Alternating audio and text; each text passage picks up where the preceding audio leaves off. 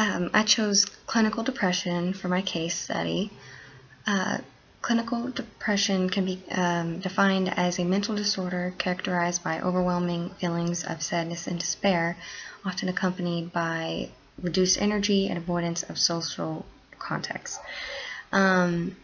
So clinical depression is a mental illness that typically involves a depressed mood and lack of energy and or sometimes suicidal thoughts or attempts that usually are disproportionate to what is going on in their life, whether some big event or life change happened, or if they're just living their day-to-day life. It's usually out of proportion, and it's usually for a long amount of time. To be diagnosed with depression, it has to be at least 2 weeks of continual depressed mood, and it has to really interfere with one's lifestyle, which it often does.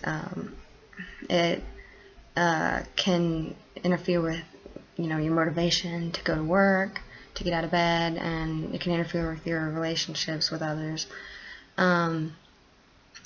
It is often genetic linked and caused by a chemical imbalance, but that's not necessarily the case for everyone. Some may be caused by life-changing events, and but it has to last a really long time for it to be considered depression, and not just your response to trauma or an event.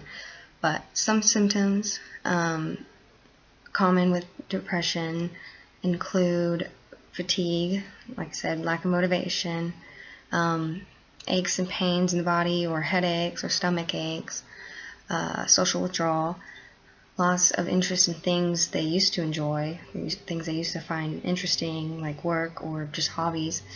They often also have poor concentration and disturbed sleep patterns and appetite, whether it be sleeping a lot or not being able to sleep, or eating a lot or not wanting to eat. And they often also feel guilty or have a sense of worthlessness due to how the depression is affecting themselves and their relationships with others.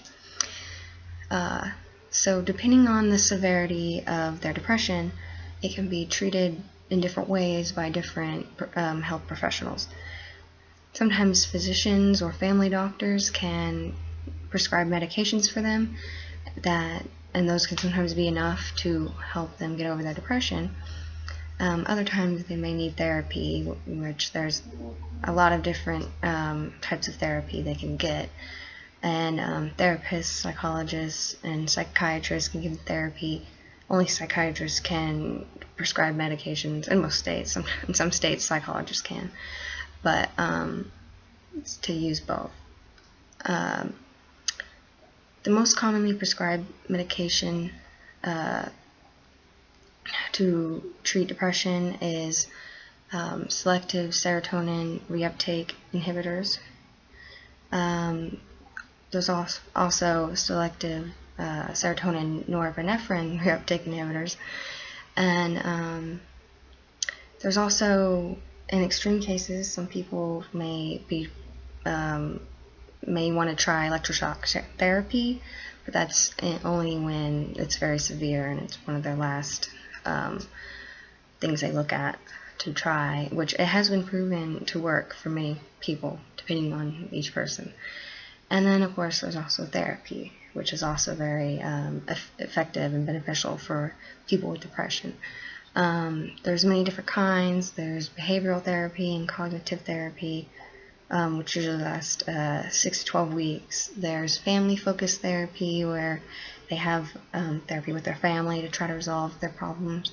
There's interpersonal therapy that looks at how other things affect them. And even light therapy, because it's proven that that more sunlight can increase your mood as well. So it can, again, depend on each patient, depend on their circumstances, their stressors, as to what therapy they need and how long they need it. if medication's enough, often just taking it daily can help a lot of people. Otherwise, they can go to therapy for usually so many amount of weeks or maybe months, depending on whatever they need from the therapist. And usually they'll meet with a therapist once or twice a week on average, unless they need more.